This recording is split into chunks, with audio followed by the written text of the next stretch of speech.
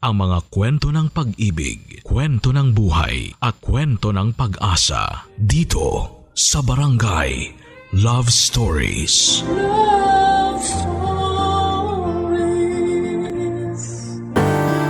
Maraming kayang baguhin ang pagmamahal na nararamdaman natin.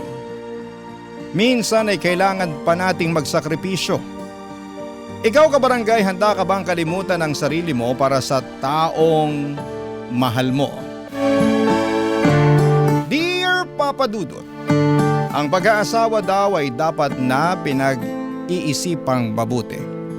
Dahil sabi nga ng mga matatanda, isa itong desisyon na kailanman ay hindi mababago o mababawi pa. Itago niyo na lamang po ako sa pangalang Frida. 34 years old, may asawa pero wala pang anak. Nakilala ko ang asawa kong si Adrian noong mag-transfer siya sa school namin sa Pasay. Pareho kaming third year high school noon. Pero hindi kaagad kami naging close. Nang mag-college kami ay doon kami nagsimulang maging malapit sa isa't isa dahil nasa isang university kami nag-aaral. May mga minor subject na magkaklase kami noon. Hanggang sa maging kami nga po noong nasa second year na kami. Sabay kaming nakagraduate ng college at nakapagtrabaho sa magkaibang kumpanya. Naging maayos ang lahat sa relasyon namin. Siguro kasi ay may kanya-kanya rin kaming goal sa trabaho. 3 taon na kaming nagtatrabaho noon at may ipon na rin noong magdesisyon kaming magplano ng magpakasal, Papa Dudut.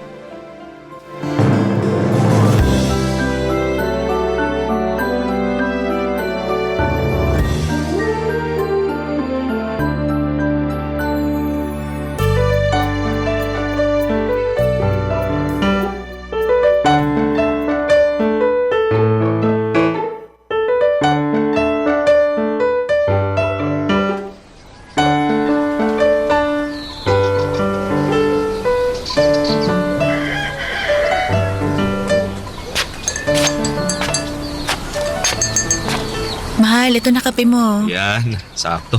Naantok na rin ako dito sa mga binabasa ko eh. Sabi ko naman kasi sa'yo, bukas na lang natin ipagpatuloy na basahin yung mga listahan para sa gagastusin natin sa kasal. Galing ka sa trabaho, wala ka pang pahinga. Aantokin ka talaga niyan.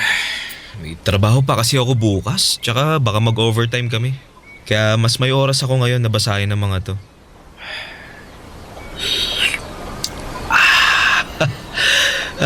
Sarap talaga ng kape mo, mahal. Sobrang pait. Ganyan yung timplang gusto mo, di ba? Oo. Yung tipong magigising yung buong kaluluwa ko sa sobrang pait. Para namang hindi mo nagustuhan yung kape na tinimpla ko para sa'yo eh. Uy, mahal. Nagustuhan ko talaga yung kape na to, no? Hindi na nga ako makapaghintay na araw-araw matikman ng ganitong klase ng timpla sa umaga bago ako pumasok sa trabaho. Ka mag-alala. Malapit na yon, mahal. Ilang buwan na lang. Sa wakas, matutupad na rin yung matagal nating pinapangarap. Oo nga eh. Alam mo, sa totoo lang, minsan pakiramdam ko, nananaginip lang ako eh. Talaga? Bakit naman? Wala lang. Sobrang saya lang sa pakiramdam na, alam mo yun, pinaplano na natin gawing totoo yung mga bagay na dati lang pinapangarap natin. At ilang buwan na lang, magiging totoo na yun lahat. Nagbunga na rin lahat ng pinaghirapan natin sa pagtatrabaho, mahal. Speaking of trabaho, may gusto nga pala akong sabihin tungkol dyan, mahal. Ano yun? Kung pwede sana kapag mag-asawa na tayo at nakatira sa isang bahay, huwag ka na magtrabaho. Ha? Bakit naman? Kasi hindi mo na kailangan magtrabaho kapag mag-asawa na tayo. Pero, sayang naman yung suswelduhin ko kapag hindi na ako nagpatuloy sa trabaho. Mahal, alam naman natin na mas malaki ang sinusweldo ko sa'yo. Tsaka wala pa naman tayong malaking gastusin pagkatapos ng kasal natin eh. Isa pa, ako ang magiging padre de pamilya ng bahay natin kaya responsibilidad ko magtrabaho para sa'yo. Mahal, Adrian, kahit ikaw ang padre de pamilya, Pwede pa rin naman tayo magtulungan sa mga magiging gastusin natin kapag nagtagal. Ay, gusto ko lang din kasi na makapag-focus ka bilang may bahay ko at nanay na magiging anak natin. Mahal, maniwala ka sa akin. Kaya kong pagsabayin ng pagtatrabaho, mga gawaing bahay at saka yung pag-aasikaso ko sa'yo. Alam ko naman yun. Ay, ayoko lang din naman talaga na mahirapan ka lalo na kapag nagkaanak na tayo. Promise, hindi ako mahihirapan, ha? Alam mo naman na multitasker ako, di ba? Oo, kaya nga bilib na bilib ako sa'yo eh. Di ba? Yun naman pala eh. Kaya wag mo na ako masyadong alalahanin, ha? Hindi ako magkukulang sa'yo o sa magiging anak natin kahit nagtatrabaho pa ako. Sige, ikaw ang bahala, mahal. Pero sana, pag-isipan mo rin tong sinabi ko. Papa Dudut, board passer ako ng accounting. I'm a certified public accountant. Kaya hindi madali sa akin ang gustong mangyari ni Adrian. Ni minsan kasi sa buhay ko ay hindi ko naisip na magiging housewife ako. Don't get me wrong kasi mataas ang tingin ko sa mga housewife. At alam ko na hindi madali ang trabaho nila bilang full-time na may bahay. Kaya lang ay hindi ko yon nakikita noon sa sarili ko. Gusto kong magamit ang pinag-aralan ko at pinaghirapan ko sa college. Kaya naman sinabi ko na pag-iisipan ko muna ang tungkol sa bagay na yon. Kaya lang kahit ang mga magulang ko at magulang niya isang ayon sa ideya ni Adrian. Kahit na ilang beses kong sinabi sa kanila na kaya ko namang pagsabayin ang pagiging housewife at career woman. Mas okay pa rin daw na mag-focus na ako bilang asawa ni Adrian.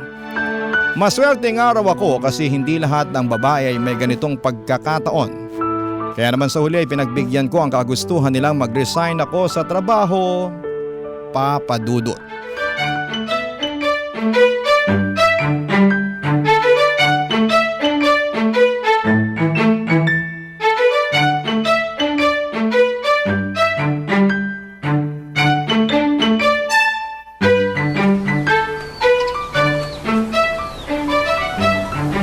Oo naman, pwede ako mamaya.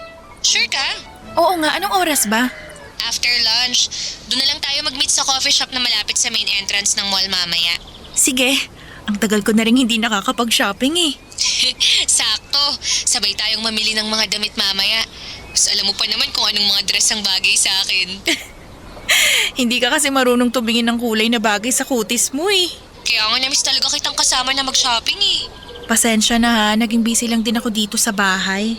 Okay lang, naiintindihan ko. Ganyan din naman ako nung bagong kasal kami ni Ronnie. Halos ayaw niya akong paalisin sa bahay namin. Kulang na nga lang eh, gawin niya na rin sa akin yung ginawa sa'yo ni Adrian na pinag-resign ka niya sa trabaho. Pero parang hindi ko kaya yun kasi hahanap-hanapin ng katawan ko ang pagtatrabaho. Alam mo Jane, namimiss ko na nga rin pumasok sa opisina eh. Kung hindi lang ako pinagtulungan na kumbinsihin ng parents at manugang ko, baka hindi rin ako napapayag ni Adrian sa gusto niyang mangyari.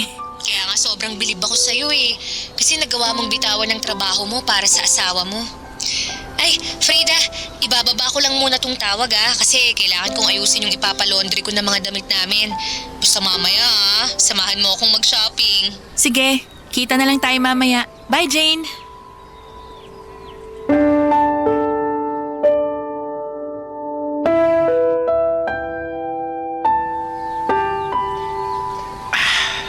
Sobrang sarap talaga nitong kape mo, mahal. Ano ka ba? Halos araw-araw mo nang sinasabi yan Baka magsawa ka na sa kapeng tinitimpla ko para sa almusal mo Uy. Ikaw Sabi ko naman sa'yo, kahit kailan hindi ako magsasawang inumin ng napakapait na kape mo. Ay nako! Ko parang inaasar mo na naman yung kape ko eh. Hindi, mahal. Ito naman kasi talaga yung gusto kong timpla, di ba? Kaya nga hindi ko na binabago yung timpla ng kape ko para sa'yo eh. Ay, mahal, lalabas nga pala ako mamaya. Saan ka pupunta? Si Jane kasi nagpapasama mag-shopping. Tulungan ko raw siyang maghanap ng dress para sa high school reunion nila. Pwede mo naman siyang sendan na lang ng link ng dress na makikita mo sa online, mahal. Mahal, ang tagal ko na rin kasing hindi nakakapag-shopping kaya gusto ko rin sanang lumabas mamaya. Sige, ganito na lang. Mag-online shopping ka na lang tapos i-bill mo sa credit card ko. Lahat ng gusto mo. O kaya, papuntahin mo na lang si Jane dito sa bahay tapos dito kayo mag-online shopping. Orderin nyo na rin lahat ng pagkain na gusto nyo at i-bill nyo lahat sa credit card ko. Akong bahala. Mahal, iba pa rin kasi yung nasusukat namin yung damit bago bilhin, di ba? Pwede mo namang ibalik sa seller kapag may damage o kaya hindi kasya sa inyo yung damit, di ba? Tsaka mainit ngayon ng panahon. Maiinitan at mapapagod ka lang kapag lumabas ka.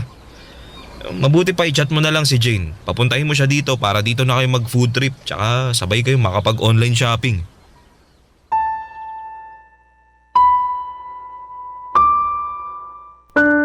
Papadudot, kagaya ng sinabi ni Adrian ay halos doble ng sweldo niya ang sinasahod ko noon sa trabaho.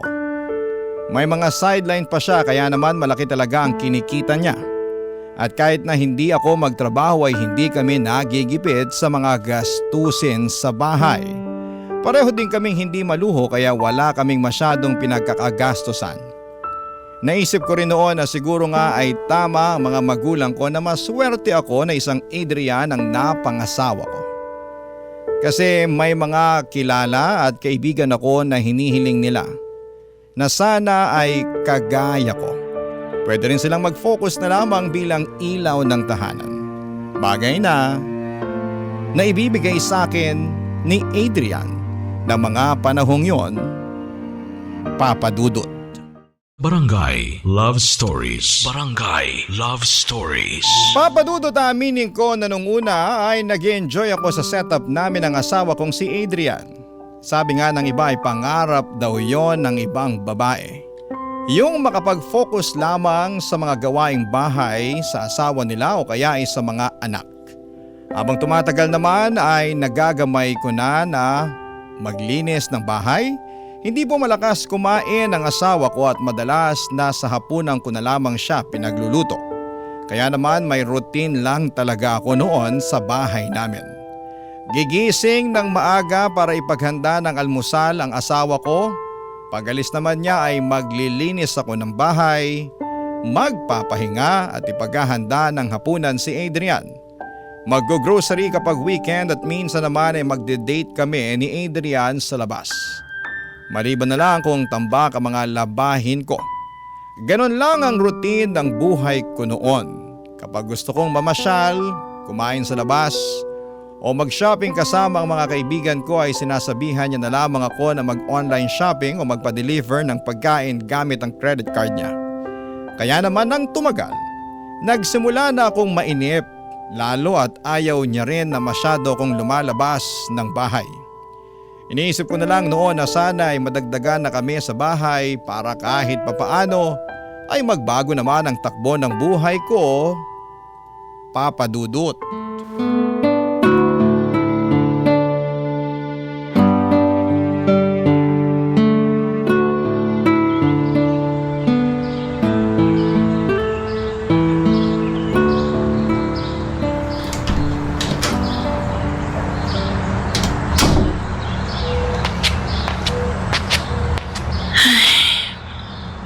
Anong resulta, mahal? Eto, isang linya lang yung lumabas sa PT ko eh. Ibig sabihin negative. Pasensya ka na, mahal ha. Oo, teka, bakit ka humihingi ng pasensya? Akala ko kasi talaga buntis na ako. Akala ko magkakaanak na tayo eh. Ano ka ba? Ayos lang yun. Pareho lang naman tayong umasa eh. Sana pala hindi muna ako na-excite masyado. 3 araw pa lang naman akong delayed kaya hindi ko dapat sinabi sa'yo na baka buntis na ako. May mga buwan naman kasi talaga na nade-delay ka, di ba? Oo. At sa bawat buwan na yon, palagi kong hinihiling na sana may baby na sa tiyan ko. Mahal, huwag ka nang umiyak. Ha? Halika nga dito, payakap ako. Isang mahigpit na yakap para sa mahal ko. Huwag ka na umiyak. Hindi mo naman kasi kasalanan kung ano man ang naging resulta ng pregnancy test mo. Nalulungkot lang talaga kasi ako kasi ilang taon na tayong mag-asawa pero hanggang ngayon hindi pa rin kita nabibigyan ng anak. Di naman natin kailangan magmadali, mahal. Alam ko, pero nangako kasi ako sa'yo na bibigyan kita ng maraming anak, di ba? Gusto ko nang tuparin yung pangako na yun. Sabi nga nila, darating din tayo dyan sa tamang panahon. Mahal, paano kaya kung magpatingin tayo sa doktor? Ha? Magpa-check up tayo para alam natin kung anong dapat nating gawin. Wala tayong dapat gawin kasi pareho naman tayong walang diferensya. Hindi natin malalaman yun kung hindi tayo magpapatingin sa doktor. Mahal, masaya ka ba sa akin? Ang klaseng tanong yan? Oo naman. Kung talagang masaya ka sa akin, makukontento ka sa kung anong meron tayo ngayon. Well, alam ko naman yun eh. Gusto ko lang talaga na maging ganap na tayong pamilya. Bakit? Pamilya naman tayo ah. Pero iba pa rin yung may anak na tayo. Hindi naman sa nagmamadali ako, pero pakiramdam ko naman kasi deserve na siguro nating mabigyan ng anak. Siguro kaya hindi pa tayo binibigyan ng anak kasi binibigyan pa tayo ni Lord ng oras para ma-enjoy natin ang buhay natin bilang mag-asawa. Alam naman natin na magbabago ang buhay natin sa oras na magkaroon na tayo ng anak. Handa naman tayo pareho, di ba, mahal? May maayos kang trabaho. Ako, ginagawa ko naman yung responsibilidad ko bilang asawa mo. Ano pa bang kulang sa ating dalawa? Bakit hindi niya pa tayo pinagbibigyan na magkaroon ng anak? Ano pa bang dapat nating patunayan para malaman niya na handa na talaga tayo? Papa Dudut, isa sa mga dahilan din kung bakit pumayag ako na maging full-time housewife kasi gusto ko rin na matutukan ang pag-aalaga sa magiging anak namin ni Adrian. Mahilig ako sa mga bata kaya sobrang nananabik na ako noon na magkaanak kami ng asawa ko. Ang dami ko na ngang plano, kasama na nga ang pangalan sa oras na magkaroon kami ng anak na babae o lalaki man. Kaya lang umabot ng 3 taon ang pagsasama namin ng asawa ko na hindi pa rin kami nabibigyan ng anak. Kaya nga gusto ko sanang magpatingin na kami noon ni Adrian sa doktor para malaman namin kung sino nga ba sa amin ang may diferensya o ano nga ba mga dapat naming gawin para magkaanak na kami. Kaya lang sa tuwing aayain ko si Adrian na magpa-check up kami ay palagi niyang sinasabi na sa ibang araw na lang daw dahil busy siya sa pagtatrabaho. Hindi naman daw namin kailangan na madaliin ang mga bagay-bagay sa buhay naming mag-asawa, Papa Dudut.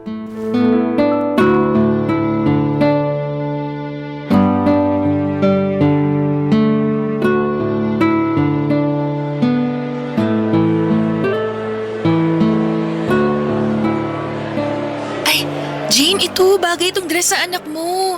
3 years old na siya, di ba? Ay, oo nga. Mukhang bagay nga to sa kanya. Nakita ko kasi yung picture na in-upload mo sa social media. Ang puti ng kutis, tapos ang cute-cute pa. Ang daming ang nanggigigil sa kanya kapag sinasama ko sa mall eh. Naku, dapat sinama mo siya ngayon para na panggigilan ko rin. Naku, cute-cute. Ay, nako. Nandun siya ngayon sa bahay ng biyenan ko. Umuwi kasi yung mga pinsan niya galing probinsya, kaya hiniram muna ni mami yung anak ko. Pumayag na ako para makapaglinis ako ng buong bahay mamaya.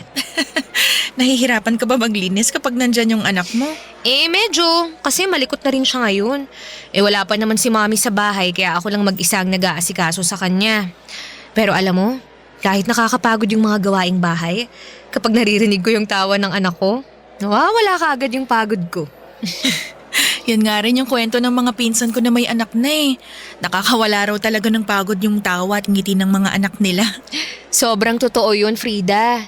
Working mom ako pero hindi ako napapagod. Basta uuwi ako sa bahay at makikita ko ang anak ko. Nakakainggit talaga. Sana mabigyan na rin kami ng anak ni Adrian. Bakit kasi hindi ka pa pumayag na magpa-check up? Ilang taon na rin kayong mag-asawa. Kaya dapat nagpapatingin na kayo sa doktor. Ha? Huwag kang matakot sa magiging resulta, Frida. Sigurado naman ako na magiging maayos pa rin ang lahat eh. Advance na ang technology natin ngayon kaya pwede nang magamot halos lahat ng sakit.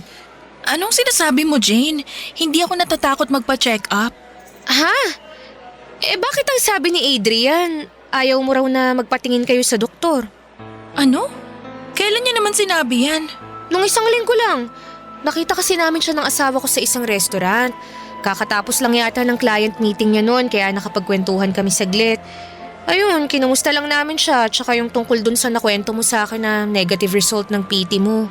Sinuggest ng asawa ko na magpa-check up na raw kayo. At ang sabi ni Adrian, ayaw mo raw. Kasi takot kang malaman na baka ikaw ang may diferensya sa inyong dalawa. Jane, hindi totoo yan. Ha?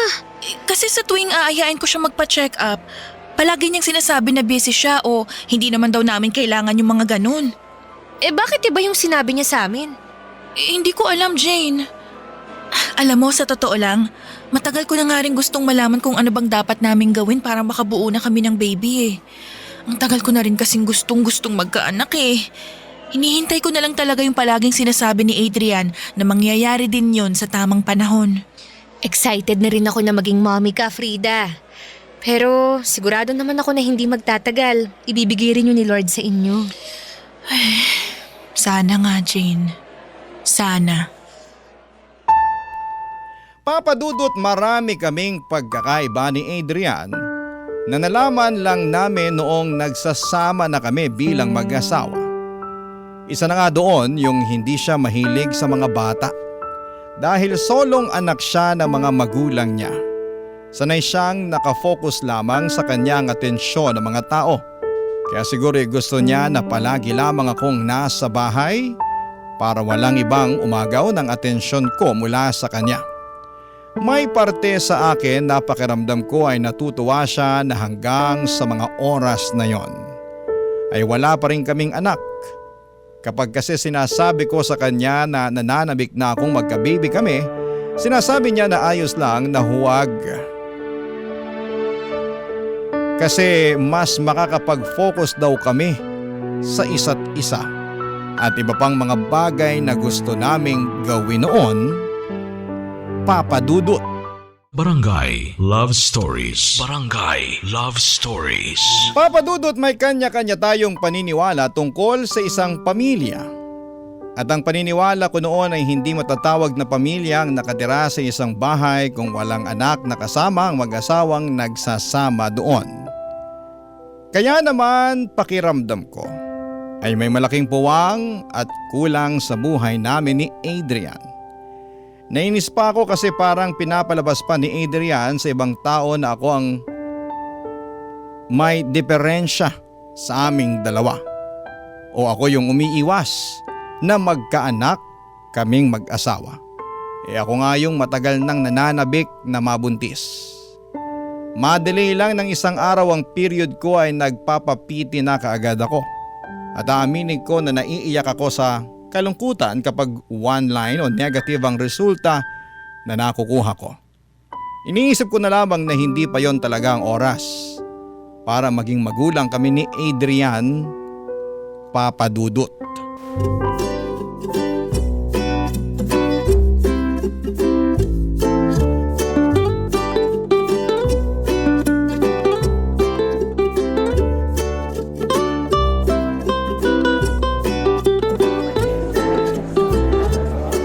Mano po, tita?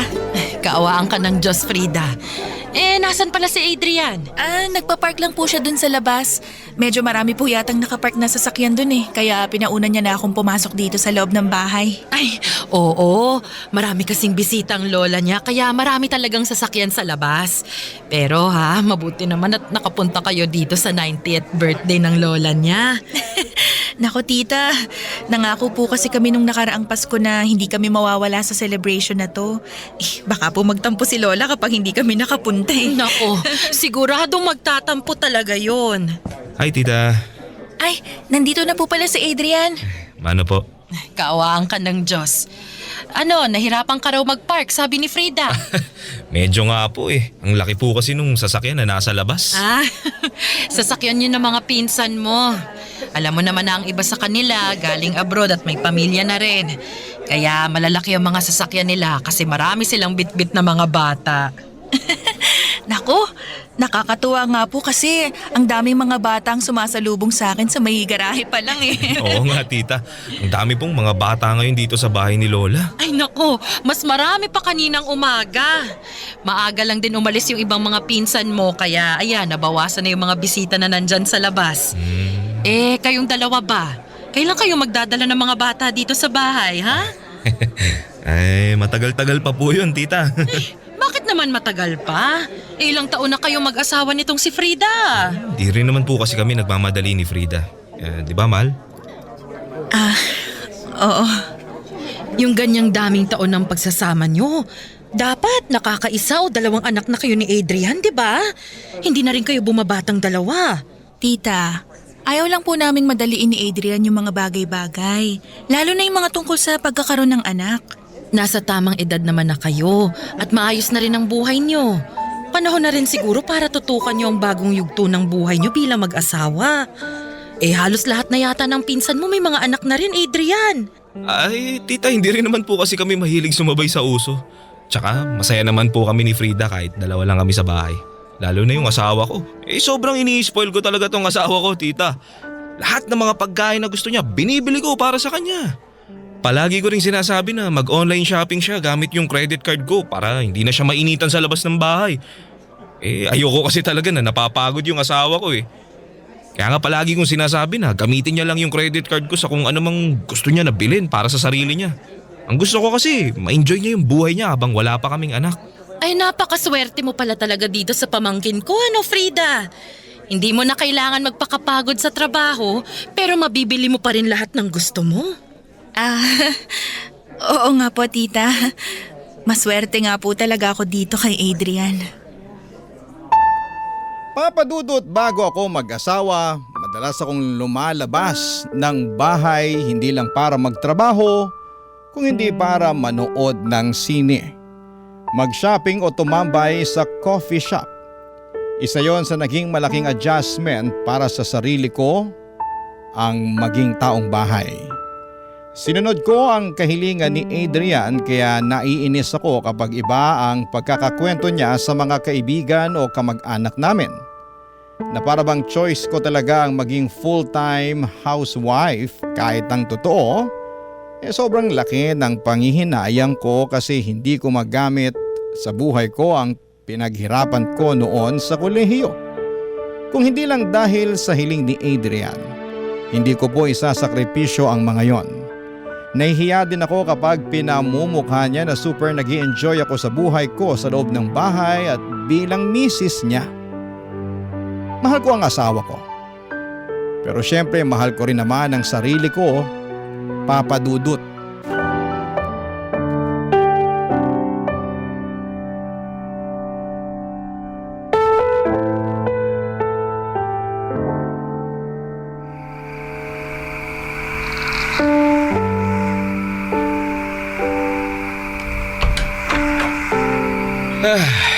Buti na lang talaga, hindi traffic, no? Nakauwi agad tayo dito sa bahay.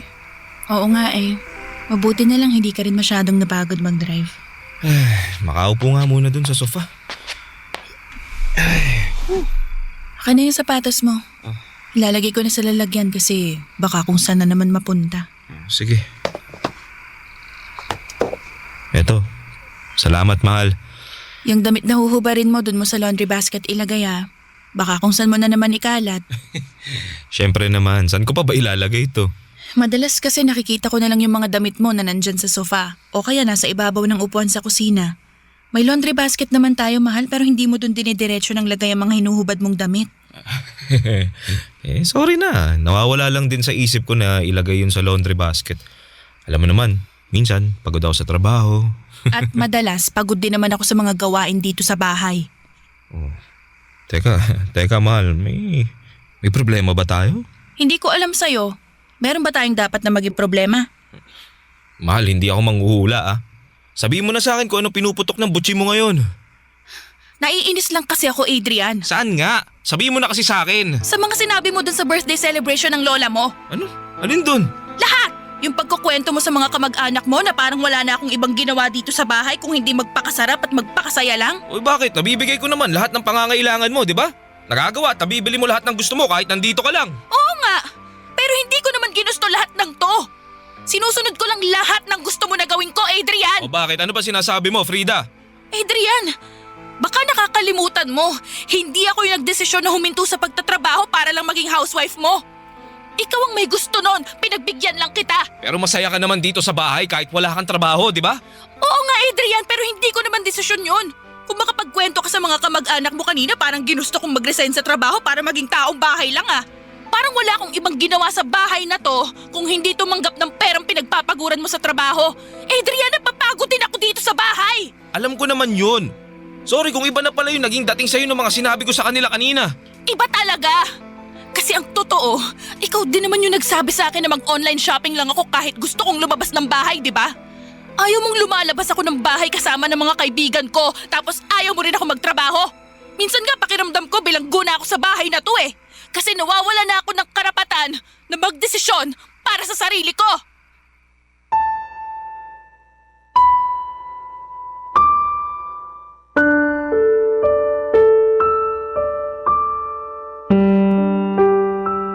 Papadudot kahit gaano kahaba ang pasensya ng isang tao ay may oras na mapupuno rin talaga siya. At yun ang nangyari sa akin noong gabi na yon at parang bigla na lamang akong napagod na maging sunod-sunuran kay Adrian. Tapos ay hindi ko maiwasan na balikan ang buhay ko noong dalaga pa ako na nagagawa ko ang lahat ng gusto ko. Pero mula nang mag-asawa ko ay para akong biglang naging bilanggo. Hindi ko na nga napigilan na sabihin yon lahat sa asawa ko. Lahat ng pagtitiis ko sa setup namin, hindi ko na nagagawa lahat ng gusto ko at napupuntahan ang mga lugar na gusto kong puntahan. Nakita ko naman na kumalma noon si Adrian at sinabi niya na mas aayusin niya ang sarili niya para sa relasyon namin. Nakita ko naman yon noong umpisa, Papa Dudut. Pinapayagan niya na akong lumabas kasama ng mga kaibigan ko at nagkasundo na rin kami na mag-work from home ako. Kaya lang hindi nagtagal ay nakita ko na nagsisimula na naman siyang bumalik sa dati. Yung pagiging demanding at self-centered na klase ng tao. Hindi pa rin siya pumapayag na magpa-check up kaming dalawa kaya hanggang ngayon ay wala pa rin kaming anak. Napapaisip tuloy ako kung tama ba ang naging desisyon ko na bigyan ng chance ang relasyon namin. Tama nga ba ang ginawa ko sa buhay ko, Papa Dudut? Ito rin po ang dahilan kung bakit ako sumulat sa inyo. Para makarinig ng payo o opinyon mula sa inyo at sa inyong mga kabarangay. At ngayon pa lamang po ay nagpapasalamat na po ako sa inyo. Ang inyong kapuso at kabarangay forever,